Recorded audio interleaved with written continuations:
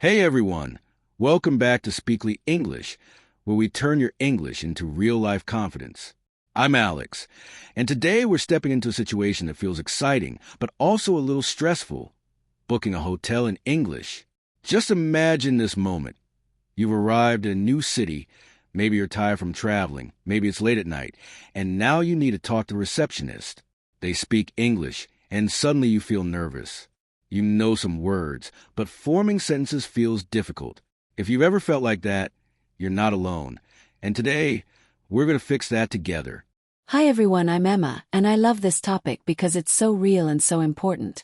Booking a hotel is not just about language. It's about comfort, safety, and feeling relaxed in a new place. When you can communicate clearly, everything becomes easier. Today, we're going to guide you step by step. From asking about a room to checking in to making requests, all in simple, natural English that you can actually use. Exactly.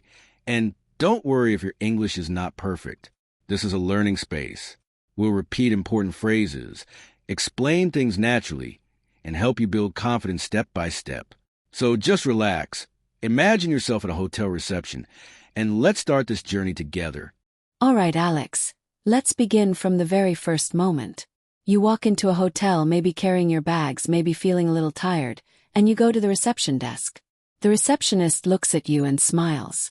Now this is your moment to speak. A very simple and natural way to start is by saying, "Hi, I'd like to book a room." This sentence is powerful because it's clear, polite, and direct. You don't need complicated words. Yes, and I really like that phrase, "I'd like to," because it works everywhere. It's polite and easy to remember. So instead of thinking too much, just use this pattern. For example, "I'd like to book a room," or "I'd like to reserve a room for tonight." Notice how simple that is. And Emma, I think repetition is very important here. The more learners repeat, "I'd like to," the more natural it becomes. That's true. And now the receptionist will usually ask a question. Something like, "For how many nights?" Or "How many people?" These questions are very common, so you need simple answers.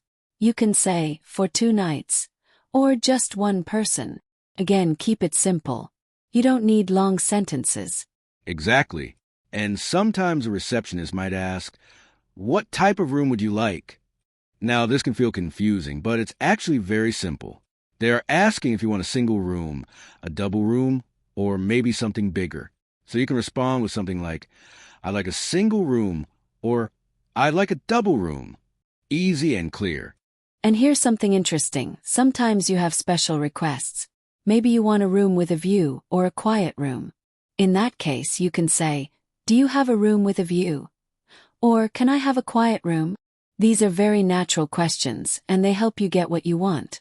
Yes, and let's talk about price, because this is very important. The receptionist might say the price, but if you don't understand, you can ask, "How much is it per night?" That's a very useful question. And if you want to confirm, you can repeat it. For example, "So it's $50 per night?" This helps avoid confusion. Now let's move to check-in. Once you agree, the receptionist will ask for your ID or passport. They might say, "May I see your passport?" And you can simply respond, "Sure, here it is." That's a very natural response. Again, simple English is powerful.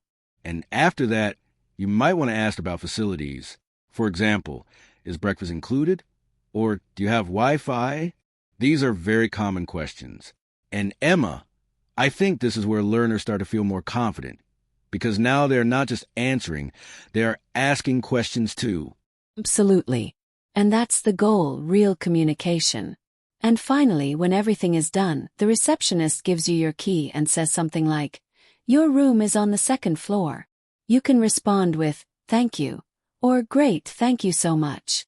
Simple, polite, and natural.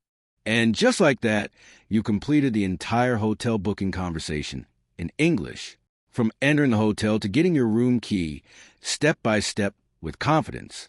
All right, now it's your turn to practice. Listen carefully and repeat after me. Take your time and speak clearly. Let's begin. "I'd like to book a room." Again, "I'd like to book a room." Feel the sentence. Great job. Now try this for 2 nights. Again, for 2 nights. Very clear. Now, let's make it longer. I'd like a double room. Excellent. Now a question. Repeat after me. How much is it per night? Again. How much is it per night? Perfect. Now try. Is breakfast included? Very nice. Now a full sentence. I'd like to book a room for 2 nights. Pause. Again, same sentence. Focus on confidence and clarity. You're doing really well. You did amazing today. If you practiced with us, you're already improving your English. Remember, it's not about perfection. It's about communication and confidence. Exactly. And here's your challenge. Next time you travel, try to use at least one of these sentences. Even one sentence can make a big difference. And the more you practice, the easier it becomes. If you enjoyed this episode, don't forget to subscribe to Speakly English, like this video, and share it with someone who wants to improve their English. Thanks for listening, and we'll see you in the next episode. Keep practicing, keep speaking, and keep growing.